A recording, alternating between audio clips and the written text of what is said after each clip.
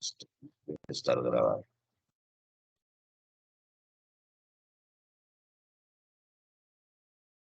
Bien. Vamos a la página siguiente, jóvenes, y en la página siguiente nos habla acerca de las conceptualizaciones de la ciencia geográfica. Una conceptualización, jóvenes, no es igual que concepto. Una conceptualización es la forma, jóvenes, de entender, es la forma de interpretar lo que está pasando en el mundo desde el punto de vista de la geografía. Número uno, tenemos ahí claramente, dice, la antigua o la etimológica, dice, ¿cierto? Hay un espacio ahí, jóvenes, en blanco que les he dejado ahí en la guía para que escriban. Ahí deben escribir. Desde sus inicios hasta el siglo XIX. Así deben de colocar, ¿ya? Y jóvenes, al costado les pongo el fundamento, que dice que la geografía, lo máximo que va a avanzar durante esta conceptualización es convertirse en un diccionario de topónimos, ¿no? Pero además hace una aplicación, jóvenes, de la raíz etimológica, y por eso se llama antigua o etimológica. Desde su raíz etimológica, jóvenes, la ciencia geográfica es descriptiva. Ya, repito, es descriptiva. Por eso al costado dice, es una relación, es una descripción de los viajes, relieves, de exploraciones, de todos jóvenes, lo que había en los territorios helénicos de la antigüedad hasta el siglo XIX. Y decía, lo más que avanzó era convertirse en un diccionario de topónimos. Y la toponimia busca el significado de los lugares, de los objetos, de los territorios, ¿no? Aquí en Arequipa, jóvenes, tenemos, decimos, ¿no? Tenemos el volcán Chachani. Ah, perfecto, qué bonito. Pero nos preguntamos, ¿cuál es la toponimia de Chachani? ¿Cuál es la toponimia de Misti? ¿Cuál es la toponimia de Pichu Picchu? No creo que se les haya asignado nombres por asignar. Deben tener algún significado. Y ese significado también lo busca entender la geografía desde la conceptualización antigua o etimológica. ¿Listo, chicos? ¿Sí? Está claro. Dos, dice la conceptualización ecológica y pone en manifiesto la dicotomía entre el hombre y la naturaleza, entre el hombre profesor y la tierra. Esto va, jóvenes, desde el siglo XIX, la segunda mitad del siglo XIX, hasta la primera mitad del siglo XX. Por eso les pongo ahí en la guía hasta 1950. Durante esta conceptualización, chicos, se pone a pelear o a discutir, vamos a decir así, esta dualidad de la ciencia geográfica. Decían, oye, ¿es el hombre quien somete a la naturaleza o es la naturaleza quien somete al hombre? Durante 100 años el debate fue intenso al respecto. ¿Para qué? Para que al final no haya conclusión alguna.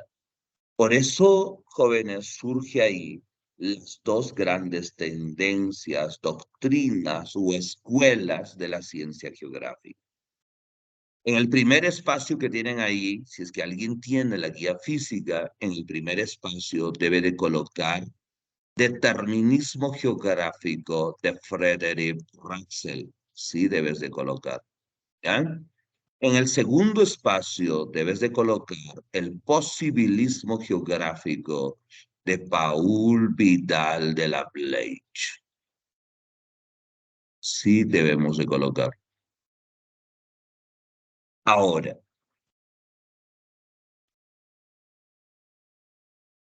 estas conceptualizaciones, o mejor dicho, estas tendencias, doctrinas, también se les dice escuelas del pensamiento geográfico.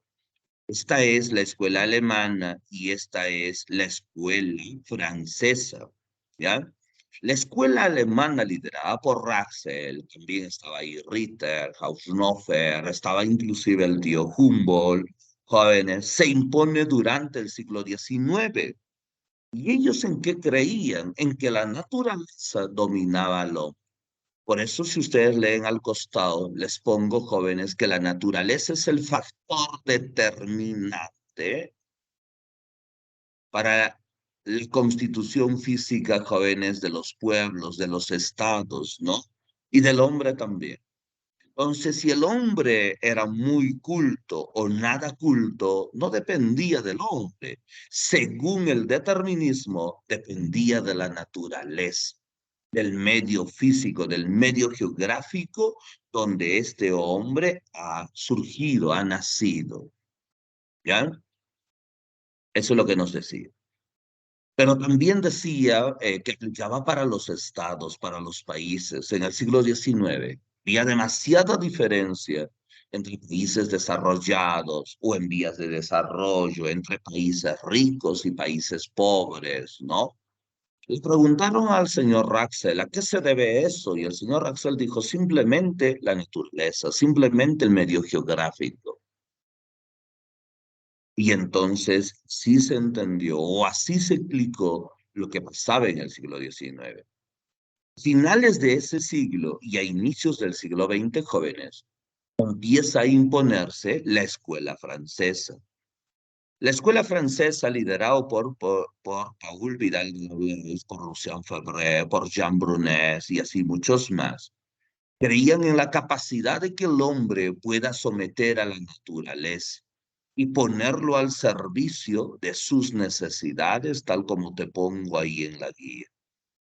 Entonces decía que si el hombre se uso de sus capacidades físicas y capacidades intelectuales, hombre entonces, jóvenes, este hombre entonces podría dominar a la naturaleza, someter a la naturaleza, aprovechar bien los recursos y salir de esa situación o aspirar a una mejor situación o condición.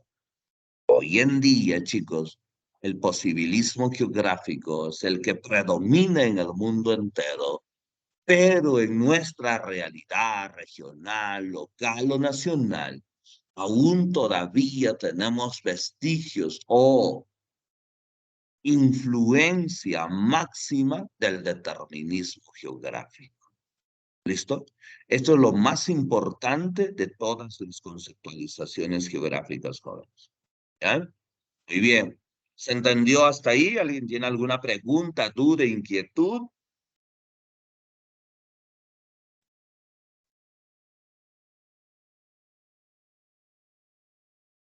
Todo bien, profesor. Todo bien.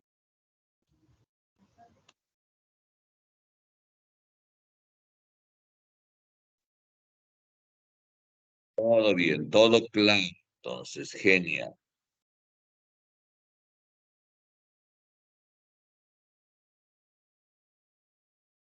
Ahora, tres jóvenes. Ahí en su guía pueden ver también la tercera que dice corológica o dice regional. La conceptualización corológica, jóvenes, o regional, se impone también durante el siglo XX. ¿Ya? Profesor, es impulsado por el pensador norteamericano geopolítico Richard Harstorne.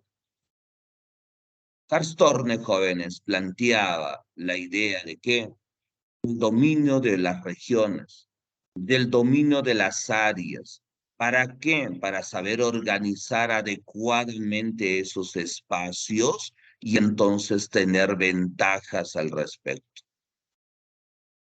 Entonces, esta era la idea principal de Harstorne. Él decía que aquel que logre dominar el lugar donde está, donde vive, donde desarrolla, logrará tener ventajas comparativas respecto a aquel que no ha logrado nada de eso. Aquel que logre organizar y planificar adecuadamente ese territorio, entonces tendrá ventajas comparativas respecto a aquel no. Aquel que haya alcanzado ese nivel sabrá optimizar las potencialidades y minimizar las amenazas que tiene ese territorio, dice. Esta forma de pensar, jóvenes, se aplicó con fines bélicos durante la Segunda Guerra Mundial. Por eso la corología como conceptualización alcanza su mayor apogeo en la década de los 50 hasta el año 55. Después de ella empieza a decaer. Pero en la actualidad, jóvenes, casi todos los países del mundo aplican conceptualizaciones de tipo regional, de tipo corológico. Es más, la división política de nuestro país, jóvenes, está fundamentado en la división corológica o regional. 4. Dice ahí, jóvenes, la espacial o la estratégica, ¿sí? También se desarrolla durante el siglo XX y es la lucha entre el capitalismo versus el socialismo. Ustedes sabrán, jóvenes, que estos han sido, y hasta hoy todavía, sistemas antagónicos, ¿ya? Sistemas antagónicos. Entonces, sistemas antagónicos significa que son totalmente opuestos entre sí. Entonces, este periodo de la historia se conoce, jóvenes, como la famosa Guerra Fría, porque el capitalismo y el socialismo eran modelos económicos, políticos, ideológicos, inclusive religiosos, totalmente diferentes entre sí. Y entonces se enfrentaron por la hegemonía del mundo, ¿no? Todo esto, jóvenes, va a llegar a su final en 1989.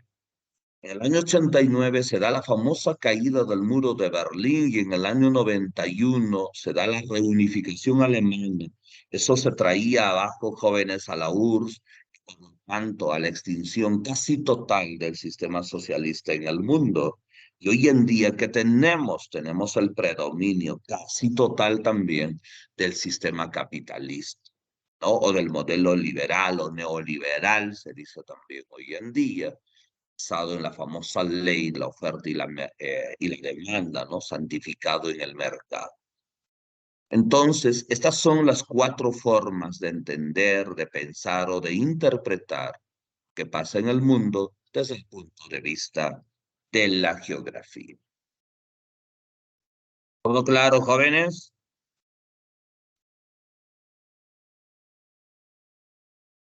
Sí, profesor. Sí, profesor. Profe, sí. Terminar esta clase de manera rápida, sencilla, jóvenes, voy a hablar acerca de la evolución de la ciencia geográfica. En primer lugar, nos remontamos, jóvenes, a la Edad Antigua. En la Edad Antigua, jóvenes, empieza algunos de los fundamentos o de los pilares básicos de la ciencia geográfica. El mayor aporte a la ciencia geográfica, evidentemente, lo hacen los griegos. Ahí, profesor, sobresale el filósofo Aristóteles, que habíamos dicho que es el que había generado la raíz etimológica, el creador del término del vocablo geografía. Pero también, jóvenes, sobresalen Hecateo de Mileto, que hizo la fase descriptiva. Sobresale, jóvenes, Aristarco de Samos, jóvenes, que hace aportes también a la ciencia geográfica. Sobresale, jóvenes, Erastóstenes, que se va a convertir, jóvenes, en el padre de la geodesia porque hizo unas mediciones espectaculares del planeta Tierra. Sobresale el matemático Tales de Mileto, por ejemplo, porque intentó hacer las primeras representaciones de la Tierra. Sobresale también, por ejemplo, Ptolomeo. Ptolomeo resumió el conocimiento de la antigüedad, jóvenes, y fundamentó la famosa teoría geocéntrica. Ptolomeo nos decía que la Tierra era el centro de todo y todo lo demás giraba alrededor de la Tierra. Esa era la forma de pensar, jóvenes, en la Edad Antigua, ¿ya? Como aportes, repito, de los más importantes que podemos rescatar acá.